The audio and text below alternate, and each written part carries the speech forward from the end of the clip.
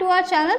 सो student, आज की इस वीडियो में जो हम टॉपिक डिस्कस कर रहे हैं इसमें हम बात करेंगे फाइनेंशियल डिसीजंस के रिगार्डिंग। मीन्स कि जो चैप्टर हम डिस्कस कर रहे हैं इसमें हम पैसे के मैनेजमेंट के बारे में पढ़ रहे हैं और हम पैसे को प्रॉपरली कैसे मैनेज कर सकते हैं, मतलब पैसे के रिगार्डिंग जो प्रोक्योरमेंट एंड यूटिलाइजेशन के फंक्शन है इसको हम प्रॉपरली कैसे परफॉर्म कर सकते हैं। तो इसके लिए हर एक ऑर्गेनाइजेशन में पैसे से रिलेटेड 3 अहम फैसले लिए जाते हैं और इसी पर्टिकुलर टॉपिक के रिगार्डिंग आज की इस वीडियो में हम करेंगे डिस्कशन। सो हम बात कर लेते हैं फाइनेंशियल डिसीजन की। जो पैसे से रिलेटेड फैसले हैं वो हर ऑर्गेनाइजेशन में लिए जाते हैं, वो 3 हैं, 3 कैटेगरीज में डिवाइडेड है, that is investment, financing and dividend. Okay, और ये एक्चुअल में जो ऑर्डर है स्टूडेंट, ये एक प्रॉपर ऑर्डर है। मीन्स बहुत सारे स्टूडेंट को मैंने देखा है पहले वो फाइनेंसिंग लाते हैं, फिर इन्वेस्टमेंट लाते हैं, देन फिर डिविडेंड लाते हैं। वो एक प्रॉपर ऑर्डर या करेक्ट सीक्वेंस नहीं है। प्रॉपर सीक्वेंस की बात करें तो प्रॉपर सीक्वेंस क्या है, पहले इन्वेस्टमेंट डिसीजन लिया जाता है, then financing decision and then dividend decision. अब मैम ये होते क्या है इसके बारे में तो बता दीजिए। बिल्कुल, चलिए हम डिस्कस करते हैं इन्वेस्टमेंट डिसीजन के बारे में, फाइनेंसिंग डिसीजन के बारे में, डिविडेंड डिसीजन के बारे में 1 by 1। ओके, तो 1 by 1 हम डिस्कस कर रहे हैं investment decision, dividend decision and financing decision and dividend decision के बारे में। ओके, इन्वेस्टमेंट का मतलब क्या है? इन्वेस्टमेंट एक्चुअल में क्या है, ये फैसला हमें ये डिटरमाइन करने में हेल्प करता है, यहाँ सिर्फ मीनिंग है, मैं डिटेल फिनोमेना बता रही हूँ आपको, so no need to worry. So investment decision हमें ये बताता है हमारी ऑर्गेनाइजेशन को कि हमें इन टोटल कितना पैसा चाहिए। ओके, क्यों हम कैसे हम इसकी मदद से पैसा कितना चाहिए ये डिटरमाइन कर सकते हैं, क्योंकि इन्वेस्टमेंट डिसीजन में हम ये सोच रहे हैं कि हमारे पास कितने ऑप्शंस हैं, कितने अलग अलग जगह पैसे लगाने का हमारे पास कहीं ना कहीं ऑप्शंस अवेलेबल हैं, या हमें अपने बिजनेस के लिए कितनी एसेट्स परचेज करनी है। और जैसे कि आप जानते हो एसेट्स परचेज करने के लिए भी पैसा चाहिए ना, तो इन टोटल पहले पैसे की ज़रूरत कितनी है आपको जो आप इन्वेस्ट कर रहे हो। आप फिक्स एसेट्स खरीद रहे हो, आप इन्वेस्टमेंट कर रहे हो, आप करंट एसेट्स एक्चुअल में क्या कर रहे हो, मेडअप कर रहे हो, तो ये भी क्या है, आप जनरली इन्वेस्टमेंट कर रहे हो, शॉर्ट टर्म में कर रहे हो हालांकि, लेकिन है तो इन्वेस्टमेंट ना।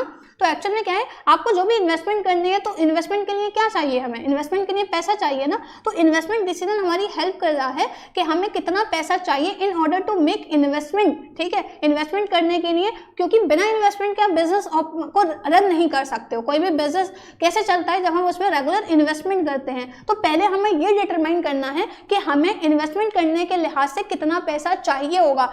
फाइनेंसिंग की जब हम बात करते हैं ना, फाइनेंसिंग का मतलब जहां हम ये डिसाइड करते हैं कि हमें पैसा कहां से लेना है। ठीक है, तो अब हमें पहले ये तो पता होना चाहिए कितना पैसा चाहिए, तभी तो हम आगे जाकर क्या कर सकते हैं, ये चीज मेक श्योर कर सकते हैं कि हाँ हम इस सोर्स से लें और इतना इस कैटेगरी से लें। जैसे 2 सोर्सेज होते हैं पैसा रेज करने के, क्लास 11 का कॉन्सेप्ट है ओनर्स एंड बोरोड, तो तभी तो हम डिटरमाइन कर पाओगे। तो पहले ये तो पता हो कितना पैसा आपको चाहिए। एक एग्जाम्पल आपको दे रही हूँ so that you can easily understand. मान लीजिए आपने एक बिजनेस स्टार्ट करा। ओके, तो बिजनेस स्टार्ट तो आपने कर दिया, लेकिन कहीं ना कहीं you are facing lack of capital. ठीक है, आपको थोड़ा पैसों की कमी हो रही है। देन आपने क्या करा, अपने एक फ्रेंड को अप्रोच करा और उससे कहा कि भाई मुझे थोड़ा पैसे की मदद चाहिए। उसने कहा बताओ कितने, मैंने ऐसे बिजनेस स्टार्ट करे कि कितने चाहिए। भाई कितने की तो नहीं पता, तुम जितने दे सको या जितना देना चाहो। तो वो मतलब क्या कहेगा कि भाई बताओ तो तुम्हें कितने चाहिए, ऐसे थोड़ी मैं लखपति करोड़पति हूँ कि जितना चाहूँ दे दूँ। तुम बताओ भी तो, कमिटमेंट करो पहले तो, पैसा कितना लेना है, फिर कब दोगे, कैसा है ये सारी। भाई दोस्ती अपनी जगह है, पैसे का लेन देन अपनी जगह है। तो अब आपको पता ही नहीं कि बिजनेस स्टार्ट करें, आपको कितने की रिक्वायरमेंट है। तो आप जब किसी से भी पैसा लोगे ना, तो वो पहले पूछेगा ना कि कितना पैसा आपको चाहिए। तो इसका मतलब क्या है, सबसे पहले हमें ये पता होना चाहिए कि हमें अपने बिजनेस के लिए कितने पैसे की रिक्वायरमेंट है in order to make investment. ठीक है, इन्वेस्टमेंट करने के लिहाज से, इसीलिए पहला डिसीजन इन्वेस्टमेंट है, जहां पर हम ये डिसाइड करते हैं कि कितना पैसा, टोटल अमाउंट जो है, टोटल अमाउंट हम इन्वेस्ट करेंगे, या इन्वेस्ट करने के लिए हमारे पास कहीं ना कहीं प्लान्स हैं या ऑप्शंस हैं। और हम इन्वेस्टमेंट किस में करते हैं, हम इन्वेस्टमेंट या तो करेंगे फिक्स एसेट्स में या करंट एसेट्स में। मीन्स फिक्स एसेट्स मतलब जो लॉन्ग टर्म के रिगार्डिंग है, और करंट एसेट्स जैसे आप अच्छे से जानते हो which are easily converted into cash within a year. तो जो अच्छा 1 साल के अंदर कैश में कन्वर्ट हो सकती हैं, तो हमारी वर्किंग कैपिटल नीड को सेटिस्फाई करती हैं। हमने फर्स्ट वीडियो के अंदर भी ये समझा था कि बिजनेस में पैसे की जरूरत क्यों है, क्योंकि वो लॉन्ग टर्म रिक्वायरमेंट और शॉर्ट टर्म रिक्वायरमेंट दोनों को सेटिस्फाई करती है। इसका मतलब ये है इन दोनों रिक्वायरमेंट को सेटिस्फाई करने के लिए कंपनी क्या करती है, इन्वेस्टमेंट डिसीजन लेती है, लॉन्ग टर्म के रिगार्डिंग भी एंड शॉर्ट टर्म के रिगार्डिंग भी। ओके, और जो डिसीजन लॉन्ग टर्म के रिगार्डिंग लिए जाते हैं हैं वो किस एसेट से रिलेटेड होते हैं, वो फिक्स एसेट से रिलेटेड होते हैं, और शॉर्ट टर्म के रिगार्डिंग जो डिसीजन होते हैं वो रिलेट करते हैं हमारे करंट एसेट से। मतलब कंपनी को डिसाइड करना है, जैसे कंपनी को फर्नीचर खरीदना है, फर्नीचर क्या है, फिक्स एसेट्स है, ओके। कौन सी जनरली किस टर्म के रिगार्डिंग डिसीजन लेगी, लॉन्ग टर्म के regarding. Research and development, company किसी नई चीज पर काम कर रही है, रिसर्च कर रही है, so that new services and product can be offer to the market, नए प्रोडक्ट ऑफर करें, क्योंकि जानते हैं ना कोई भी चीज़ जब नई मार्केट में आती है तो मार्केट में बहुत जल्दी आपको क्या मिल जाता है, एक डिमांड एक्सेलरेट हो जाती है, आप कैसे मार्केट शेयर बिग कैप्चर कर सकते हो अगर आप कोई नई चीज़ लेकर आए हो तो। लेकिन कोई नई चीज़ ऐसा रातों रात नहीं मिल जाती, ओवरनाइट डेवलप नहीं होते, उस पर कंटिन्यूसली काम करना पड़ता है, ओके। तो रिसर्च एंड डेवलपमेंट एक लॉन्ग टर्म फिनोमिना, इसमें भी काफ़ी हैवी बजट प्रिपेयर होता है। तो ये क्या है, इन्वेस्टमेंट लेकिन कंपनी कर रही है ना, जो जिस चीज़ पर रिसर्च कर रहे हो, अगर वो चीज़ एक वैकेंसी उस वे में तैयार हो गई तो एक बहुत पॉजिटिव आपको रिजल्ट मिलेगा। हालांकि investment are subject to market risk कहते हैं ना, मतलब नुकसान, बीइंग अ कंपनी आपका इन्वेस्टमेंट रिजल्टफुल भी हो सकता है और बेकार भी हो सकता है। Research and development long term investment आपने करना है इन्वेंट्री में, आपको स्टॉक पे इन्वेस्टमेंट कर रहे हो, ठीक है। स्टॉक में इन्वेस्टमेंट एक इकट्ठे फॉर्म में अपना रॉ मटेरियल खरीद लिया, आपने इन्वेस्ट कराना, बिकॉज आपने मार्केट को स्टडी करा कि आगे आने वाले टाइम में सर्टेन वीकेंड से जो मटेरियल है उसकी कॉस्ट इंक्रीज हो जाएगी, देन आपने क्या करा, बल्क में परचेज कर लिया, ठीक है, लॉन्ग टर्म के लिहाज से। तो ये भी तो इन्वेस्टमेंट है जो लॉन्ग टर्म के रिगार्डिंग आपने करा। तो कंपनी लॉन्ग टर्म में इन्वेस्टमेंट करती है, मतलब यहाँ डिसाइड करिए कि कितना पैसा लॉन्ग टर्म के पर्पस से चाहिए एंड शॉर्ट टर्म के पर्पस से। जैसे आप देख सकते हो ये तीनों स्टार्टिंग वाले जो है ऊपर वाले हमारे, ये लॉन्ग टर्म से कंसर्न है। किससे कंसर्न है, लॉन्ग टर्म, ओके। और ये जो टूल्स एंड इक्विपमेंट्स दिख रहा है आपको, रिसीवेबल्स दिख रहे हैं, हालांकि टूल्स एंड इक्विपमेंट्स चाहिए, ठीक है, आपने कुछ टूल्स चाहिए, इक्विपमेंट्स चाहिए, तो ये भी क्या है, ये भी हमारा लॉन्ग टर्म से कंसर्न है। रिसीवेबल्स, ठीक है, जैसे बिल्स रिसीवेबल होते हैं, BR, तो हमारे लिए क्या है, वो करंट एसेट्स है ना, तो ये किससे रिलेटेड है, ये हमारा शॉर्ट टर्म से रिलेटेड है। तो दोनों, मतलब दोनों के एग्जाम्पल आपको दे रखे हैं। जैसे अगर हम इन्वेंट्री मैनेजमेंट की बात करें तो वो शॉर्ट टर्म है कि आपने इन्वेंट्री मेंटेन करनी है, खत्म हो गई फिर आपको लेकर आनी है, सामान खत्म हो गया, कोई सर्टेन स्टॉक वो आपको मेंटेन करना है, तो वर्किंग कैपिटल ये शॉर्ट टर्म। लेकिन इन्वेस्टमेंट कर रहे हो ना, तो वो इन्वेंट्री में एक साथ आपने इकट्ठा खरीद लिया, बिकॉज आपने मार्केट को स्टडी करा कि हो सकता है आगे आने वाले टाइम में सर्टेन मटेरियल के प्राइस इंक्रीज हो जाए, तो आपने पहले से बल्क में खरीद के रख लिया, तो वो लॉन्ग टर्म से कंसर्न है, ओके। तो ये कुछ जनरली एग्जाम्पल है जो हमारा इन्वेस्टमेंट डिसीजन है। लेकिन अब इन्वेस्टमेंट डिसीजन को जो हमने डेफिनेशन पढ़ी उसको थोड़ा सिंप्लीफाइड करके इस फ्लो चार्ट से हम समझ सकते हैं। देखिए इन्वेस्टमेंट डिसीजन में जैसे हमने ऊपर पढ़ा कि दो टर्म के रिगार्डिंग, दो टेन्योर के रिगार्डिंग डिसाइड करा जा रहा है, मतलब लॉन्ग टर्म के रिगार्डिंग और शॉर्ट टर्म के रिगार्डिंग। अभी हमने पीछे डेफिनेशन देखी, ओके। तो स्टूडेंट मैं आपको बता दूं कि जो भी डिसीजन लॉन्ग टर्म से कंसर्न होते हैं इनको हम बोलते हैं कैपिटल बजटिंग डिसीजन, और जो शॉर्ट टर्म से कंसर्न होते हैं इनको हम बोलते हैं वर्किंग कैपिटल डिसीजन। वो इसलिए जैसे हमने बताया लॉन्ग टर्म मतलब फिक्स एसेट्स पर इन्वेस्टमेंट कर रहे हो, ठीक है, तो आपकी कैपिटल बजट, अच्छा बजट क्या होता है, बजट एक टाइप ऑफ प्लान है जहाँ पर हम एस्टिमेटेड करते हैं कि भाई कितना खर्चा होगा, कितना हमें जनरली रिटर्न मिलेगा, रेवेन्यूज कितनी जनरेट होंगी। तो जो भी हम लॉन्ग टर्म में इन्वेस्टमेंट करें whether in fix assets and so on, तो वहाँ पर क्या है एक बजट सेट कर लेते हैं कि हाँ अगर हमने कोई मशीनरी, फॉर एग्जांपल अगर 2 लाख की आपने कोई मशीनरी परचेज करी है, तो एक्चुअली में क्या है आपने एस्टिमेशन लगाया कि हाँ वो 4 साल चलेगी और 4 साल में 2 लाख के बदले हमें वो क्या करेगी 5 लाख का काम करके देगी, मतलब 3 लाख का आपको बेनिफिट हो रहा है। तो ये एक एस्टिमेशन लगाया जाता है, इसलिए इसको हम कैपिटल बजटिंग डिसीजन बोलते हैं। शॉर्ट टर्म में जो भी हम इन्वेस्टमेंट कर रहे हैं तो उसका मतलब क्या है कि हमारी investment with in a year mature हो जाएगी, ठीक है, 1 साल के अंदर अंदर, जिससे हम क्या कर सकते हैं जो हमारे day to day operation activities है इनके एक्सपेंसेस को हम इजीली सेटिस्फाई कर सकते हैं। इसलिए शॉर्ट टर्म इन्वेस्टमेंट डिसीजन को हम बोलते हैं वर्किंग कैपिटल डिसीजन और लॉन्ग टर्म इन्वेस्टमेंट डिसीजन को हम बोलते हैं capital budgeting decision. Important aspect है, क्वेश्चन इस पर बन जाता है 1 नंबर के अंदर, ओके। अब देखिए हम अच्छे से जानते हैं वर्किंग कैपिटल कौन सी कैपिटल है जो day to day operation productivity के लिए हमें चाहिए। जैसे मटेरियल आपने खरीदना है, क्या चाहिए आपको, पैसा चाहिए होगा, ऐसे एक्चुअल में क्या है आपने पेमेंट करना होगा, तो और अगर मान लो आपको क्रेडिट पर भी मिल रहा है तो ऐसा तो नहीं है आपको सालों भर के लिए उधार दे दिया, नहीं, ऐसा होगा 1 महीने के लिए, 2 महीने, 4 महीने, 5 महीने, लेकिन आपको 1 साल के अंदर अंदर पे करना है ना, तो कौन सी कैपिटल चाहिए, वर्किंग कैपिटल। आपने वेजेस पे करनी है, जो मजदूर हैं, ठीक है, हालांकि जैसे दिहाड़ी वेजेस हम बोलते हैं तो दिन के हिसाब से ही होती है, हो सकता है आप हफ्ते के बेसिस पर दे रहे हो, 15 दिन के बाद दे रहे हो, लेकिन आपने रेगुलर पे करनी है ना, ओके, एक रेगुलर इंटरवल ऑफ टाइम पर, कौन सी कैपिटल चाहिए, working capital. Day to day expenses होते हैं, ठीक है, ऐसे रिफ्रेशमेंट एक्सपेंसेस हैं, इनके लिए क्या चाहिए आपको चाहिए होगी वर्किंग कैपिटल, ओके।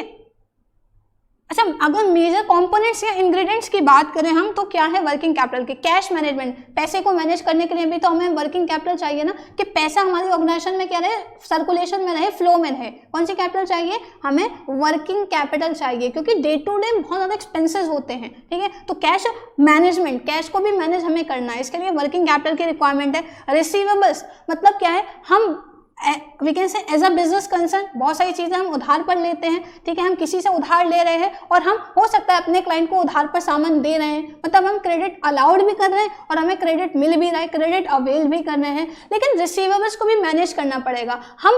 अब हम दूसरे पार्टी को उधार तभी दे पाएंगे जब हमें खुद उधार पर मिल रहा है, ठीक है। मीन्स क्या है कि हमें उधार पर मिला, अब हम उधार कैसे रीपे करेंगे, क्योंकि हमने क्या करा, या तो कैश में बेचा या उधार पर बेचा है, तो हमने उससे एक कमिटमेंट ली कि कितने टाइम के अंदर क्या करा जाएगा, पेमेंट करा जाएगा। तो रिसीवेबल्स को मैनेज करने के लिए भी क्या चाहिए हमें? Working capital. इन्वेंट्री को मैनेज करने के लिए, सामान है खत्म हो गया, जैसे आप रिटेलर्स को देखते हो ना, तो ऐसा नहीं है बहुत ज़्यादा बल्क में खरीदते हैं, वो बल्क में तो होलसेलर खरीदता है, वो स्मॉल क्वांटिटी में खरीदते हैं, उन्हें पता है कि उनकी वी कैन से लोकेलिटी में कितनी डिमांड है, ऐसे कस्टमर इसके हिसाब से स्टॉक मेंटेन करते हैं। ऐसा खत्म हुआ, फर्दर ऑर्डर दे दिया, ठीक है, एजेंट दे गया दुकान पर, जैसे भी है। तो एक्शन में क्या, इन्वेंट्री को मैनेज। अब ऐसा नहीं है, बहुत सारे ऐसा केसेस होता है कि जहां पर किसी चीज़ की शॉर्टेज है तो आपको इमीडिएट पेमेंट करना है हैंड टू हैंड, तो कैपिटल चाहिए आपको कौन सी? Working capital. या फिर ऐसा है कि आपको उधार तो दिया गया लेकिन बहुत शॉर्ट टर्म पे, कि आपको अगले हफ्ते पेमेंट करना है या 2 दिन के बाद पेमेंट करना है, तो उसके लिए भी कौन सी कैपिटल चाहिए आपको? Working capital. इन्वेंट्री भी मेंटेन करनी है, स्टॉक खत्म नहीं होने देना, स्टॉक खत्म हो गया तो क्या है, कस्टमर को क्या बेचोगे आप? तो इसीलिए क्या है, ये मेजर इंग्रेडिएंट्स है वर्किंग कैपिटल के। कैश को मैनेज करने के लिए चाहिए, रिसीवेबल्स को मैनेज करने के लिए एंड इन्वेंट्री को मैनेज करने के लिए हमें वर्किंग कैपिटल की होती है रिक्वायरमेंट। अब हम बात करेंगे स्टूडेंट कि अच्छा, हम इन्वेस्टमेंट डिसीजन की बात कर रहे हैं अभी। वैसे 3 टाइप के decision, investment, financing and dividend. In this हम अभी तक किस पर बात कर रहे हैं? इन्वेस्टमेंट डिसीजन के डिटेलिंग पर हम बात कर रहे हैं, okay. Investment decision in short क्या है, जहां हमें ये डिसाइड करना है कि लॉन्ग टर्म में कितना इन्वेस्टमेंट करना है, शॉर्ट टर्म में। लॉन्ग टर्म पे investment decision capital budgeting, short term के रिगार्डिंग जो इन्वेस्टमेंट डिसीजन होते हैं वर्किंग कैपिटल डिसीजन होते हैं। वर्किंग कैपिटल कौन सी कैपिटल होती है? तो day to day activities expenses को मीट आउट करने के लिए चाहिए। और इसके मेजर इंग्रेडिएंट्स क्या हैं? इन्वेंट्री को मैनेज करने के लिए चाहिए, कैश को मैनेज करने के लिए एंड रिसीवेबल्स को मैनेज करने के लिए। अब वर्किंग कैपिटल कितने टाइप की होती है? So working capital is divided into 2 category, 2 type की होती है, that is gross working capital and net working capital, okay. 2 type की वर्किंग कैपिटल होती है, that is gross working capital and net working capital, okay. 2 types of working capital are there. Gross में क्या है कि जो भी फंड हमने करंट एसेट्स में पैसा हमने जितना भी इन्वेस्ट करा है उसको बोलते हैं हम gross working capital. Means investment made in current asset, जो भी इन्वेस्टमेंट किसमें करा है, करंट एसेट्स में, उसको क्या बोलते हैं हम? Gross working capital, okay.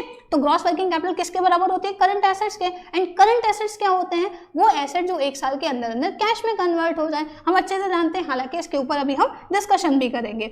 और जो दूसरी टाइप की working capital that is net working capital. और नेट वर्किंग कैपिटल क्या है? ये सिंपली डिफरेंस होता है current assets and current liabilities का। Means current assets minus current liabilities किसके बराबर होंगी? Net working capital. या vice versa, means net working capital किसके बराबर होता है? Current assets minus current liabilities के, ओके। और ये मतलब ये एक्सेस दिखाता है करंट एसेट्स का ओवर करंट लायबिलिटीज। और एक प्रॉपर या भी कैसे प्रॉपर फॉर्म में काम करने के लिए हमेशा करंट एसेट्स करंट लायबिलिटी से ज्यादा होने चाहिए। मतलब हमारे पास रिसीवेबल्स जो 1 साल के अंदर अंदर है वो ज्यादा हो एज कंपैरिजन कि जो पेमेंट हमें 1 साल के अंदर अंदर करना है, ओके। अब हालांकि current asset current liability simple सा कॉन्सेप्ट है, क्लास 11 से पढ़ते हुए आ रहे हो, बट देन ऑल्सो कि क्या मीनिंग है। सो करंट एसेट्स वो एसेट होते हैं स्टूडेंट जो 1 साल के अंदर अंदर कैश में कन्वर्ट हो जाते हैं और उनकी वैल्यू भी रिड्यूस नहीं होती, ओके। इस बार जो हालांकि रिटर्न जो मिलेगा आपको बहुत कम मिलेगा, क्योंकि एक बहुत शॉर्ट टाइम पीरियड के लिए क्या करा है हमने, इस पर इन्वेस्टमेंट करी है। एग्जाम्पल की बात करें, कैश एट बैंक है, डेटर्स है, स्टॉक है। आपने बैंक में पैसा रखा और 1 साल के अंदर अंदर है या 4 महीने के लिए, 6 महीने, जैसा भी टेन्योर है, तो आपको क्या रिटर्न तो मिलेगी, इंटरेस्ट मिलेगा, लेकिन बहुत कम होगा। वैल्यू तो घट नहीं रही, जितना रखा है उससे थोड़ा इंक्रीज होकर ही मिलेगा, लेकिन बहुत ज्यादा नहीं, क्योंकि शॉर्ट टर्म के रिगार्डिंग है तो रिटर्न थोड़ा कम रहता है। तो एग्जाम्पल क्या हुआ, जैसे कैश एट बैंक है, डेटर्स हैं, जिन लोगों को हमने उधार पर पैसा दिया है वो हमारा पैसा लौटाएंगे। ऐसा तो नहीं है आपने 1 लाख का सामान दिया तो आप उससे 2 लाख चार्ज करोगे, नहीं, वैल्यू 1 लाख तो मिलेगा ही मिलेगा आपको, ठीक है। स्टॉक है तो स्टॉक भी क्या है, बिकॉज जो भी स्टॉक है हम उसको क्या कर सकते हैं, सेल करके कैश में कन्वर्ट कर सकते हैं। एंड करंट लायबिलिटी क्या है, वो लायबिलिटी जो हमें 1 साल के अंदर अंदर पे करनी होती है, ठीक है, उसको क्या बोलते हैं हम, उसको बोलते हैं current liability. Example bills payable, आपने किसी से उधार पर सामान लिया है तो आपने उधार लौटाना है, और ऐसा नहीं है कि सालों के लिए आपको दे दिया, सदियों के लिए नहीं, आपने एक इमीडिएट टाइम पीरियड में या एक पर्टिकुलर ईयर में आपने क्या करना है, पे करना है। क्रेडिटर्स है, ठीक है, आपने एक्चुअल में मतलब जो क्रेडिटर्स है उनका पेमेंट भी आपको क्या करना है, 1 साल के अंदर अंदर करना है। बैंक ओवरड्राफ्ट है, बैंक हमें ओवरड्राफ्ट की फैसिलिटी दे देता है लेकिन पेमेंट 1 साल के अंदर अंदर हमें करना होगा। तो ये है कुछ एग्जाम्पल और ये मीनिंग है current asset and current liability का, जो आप अच्छे से जानते भी हैं। ओके, सो ये था हमारा इन्वेस्टमेंट डिसीजन के रिगार्डिंग कॉन्सेप्ट कि इन्वेस्टमेंट डिसीजन क्या है। हालांकि 3 टाइप के फाइनेंशियल डिसीजन है, इन्वेस्टमेंट, फाइनेंसिंग एंड डिविडेंड। अभी हम डिटेल में इन्वेस्टमेंट पर बात कर रहे हैं। तो वर्किंग कैपिटल की तो बात हो गई, फर्दर मैं उस फ्लो चार्ट की तरफ जा रही हूँ जहां से हमने ये डिटेलिंग करी थी शुरू। ओके, तो हमने वर्किंग कैपिटल के रिगार्डिंग तो बहुत कुछ समझ लिया कि वर्किंग कैपिटल है क्या, ठीक है, क्या क्या इसके we can say different categories and so on. अब अगर हम कैपिटल बजटिंग की बात करें तो कैपिटल बजटिंग के रिगार्डिंग कुछ ऐसी डिटेलिंग नहीं है। जो भी इन्वेस्टमेंट लॉन्ग टर्म में करा है, लॉन्ग टर्म पर्पज से करा गया है, लॉन्ग टर्म के रिगार्डिंग है, वो कैपिटल बजटिंग डिसीजंस हैं। लेकिन इसके रिगार्डिंग एक चीज आपको याद रखनी है, कैपिटल बजटिंग के रिगार्डिंग एक इंपॉर्टेंट पॉइंट कि जो भी कैपिटल बजटिंग डिसीजंस हैं इनका नेचर होता है irreversible. Means capital budgeting decisions,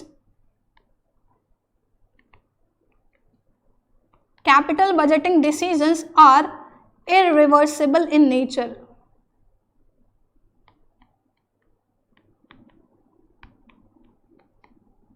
कैसे होते हैं irreversible? मीन्स हम इन डिसीजंस को बहुत जल्दी क्या नहीं कर सकते, चेंज नहीं कर सकते, थोड़ी स्टैटिकनेस होती है बिकॉज लॉन्ग टर्म से कंसर्न है। अगर हम कोई चेंज करेंगे तो एक इतना लॉन्ग टाइम पीरियड पहले ही इंगेज है, इसमें इन्वॉल्व है, एंड देन क्या होगा अगर आप रिवर्स कर रहे हो तो बहुत मुश्किल हो जाएगा उसको रिवर्स करना, साथ के साथ टाइम और जो कॉस्ट मतलब लॉस है वो आपको बियर करना पड़ेगा। तो इसीलिए जब लॉन्ग टर्म के रिगार्डिंग फैसला लिया जाए तो सोच समझ कर लिया जाए, क्योंकि इसका नेचर क्या है, नेचर है इररिवर्सिबल। 1 नंबर में क्वेश्चन आ जाता है, the nature of capital budgeting decision is and answer will be irreversible. So student, हालांकि 3 टाइप के फाइनेंशियल डिसीजंस हैं, लेकिन आज की इस वीडियो में सिर्फ हमने डिटेलिंग समझी इन्वेस्टमेंट डिसीजन की। इन्वेस्टमेंट डिसीजन का डिटेल्ड मीनिंग हमने समझा है। नेक्स्ट वीडियो के अंदर हम फाइनेंसिंग डिसीजन की बात करेंगे डिटेल्ड में, okay, and then dividend decisions के रिगार्डिंग बात करेंगे सब्सिक्वेंट वीडियोस के अंदर। बट आज के लिए इतना ही, जहां हमने इन्वेस्टमेंट डिसीजन के डिटेल्ड मीनिंग को समझा है। आई होप ये टॉपिक आपको क्लियर हुआ स्टूडेंट। कोई भी अगर आपको डाउट है तो प्लीज हमें कमेंट करिए, जो भी कंफ्यूजन है वो आप सॉर्ट आउट करिए, कोई कंफ्यूजन माइंड में नहीं रखिए,